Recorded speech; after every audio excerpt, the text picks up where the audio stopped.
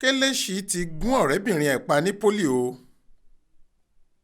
Ìdòwú Buhari ni wọ́n porúkọ ọ̀dọ́mọbìnrin arẹwà tẹ́ ń wo fọ́tò ẹ̀ yìí. Iléèwé poli Gateway ìyẹn Gateway Polytechnic tó wà ní Sápàdé lóde Rẹ́mọ níjọba ìbílẹ̀ Ṣàgámù ìpínlẹ̀ Ògùn lọmọbìnrin náà ń lọ. Ọmọbìnrin náà sì ṣẹ̀ṣẹ̀ wọlé fún ìpele ẹ̀kọ́ gíga tí wọ́n ń pè ní HND nínú ìmọ̀ ìbáraàlú sọ̀rọ̀ ìyẹn mass communication níléèwé ọ̀hún ni. Àmọ́ ọ̀rẹ́kùnrin ẹ̀ tí wọ́n ní wọ́n ṣẹ̀ṣẹ̀ pàdé ara wọn lẹ́nu àìpẹ́ yìí, Kelechi ti dá ẹ̀mí ọmọbìnrin yìí légbodò. Ó ṣekú pa á lọ́sàn-án ọjọ́ ìṣẹ́gun túsídẹ̀ẹ́ ọjọ́ 29 oṣù kọkànlá yìí. Ó sì tọ́jú òkú rẹ̀ sábẹ́ bẹ́ẹ̀dì ọ̀rẹ́ ẹ̀. Ó ń retí kí ọjọ́ bora kó lè rí ọ̀nà lọ ju òkú náà sínú igbó láṣìírí tú.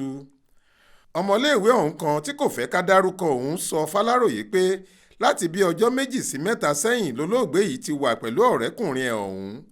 Ọmọkùnrin náà kì í ṣe akẹ́kọ̀ọ́ iléèwé wọn ní tiẹ̀, torí ẹ̀ wọ́n ní ilé ọ̀rẹ́ ẹ̀ kan ló gbé girlfriend ẹ̀ yìí lọ, ibẹ̀ sì ni wọ́n wà tí wọ́n jọ ń gbádùn ara wọn. Lọ́jọ́ tíṣẹ̀lẹ̀ yìí wáyé, a gbọ́ pé Kelechi lọ ra oúnjẹ ọ̀sán wá fún ọ̀rẹ́bìnrin ẹ̀ ní ilé oúnjẹ OTP tó wà lóde Rẹ́mọ. Kò pẹ́ lẹ́yìn tọmọbìnrin náà jẹun tán ni nǹkan gbẹ̀yìn yọ. Wọ́n láfurasí ọ̀daràn yìí gún ọmọbìnrin náà lọ́bẹ, ẹ̀jẹ̀ sì ń jáde nímú ẹ̀. Wọ́n ní wọ́n bá ike funfun kiniwin 4 kan nínú yàrá ọ̀hún tí wọ́n sọ pé ọmọkùnrin yìí fẹ́ fi gbé ẹ̀jẹ̀ ẹni tó pa náà sí. Wọ́n ló fẹ́ fi ṣe oògùn owó ni, wọ́n lọ́mọ yahoo ni.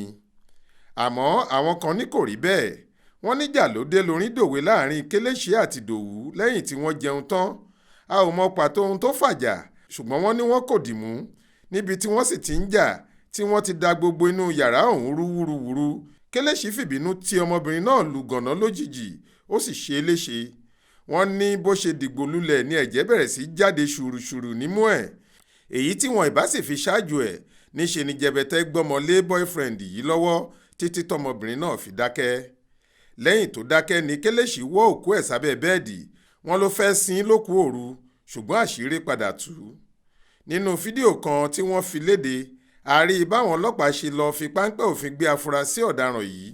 Wọ́n fi áńkọ́ọ̀fù sí lọ́wọ́ bí wọ́n ṣe ń mú un lọ sínú ọkọ̀ ọlọ́pàá tí wọ́n gbé wá.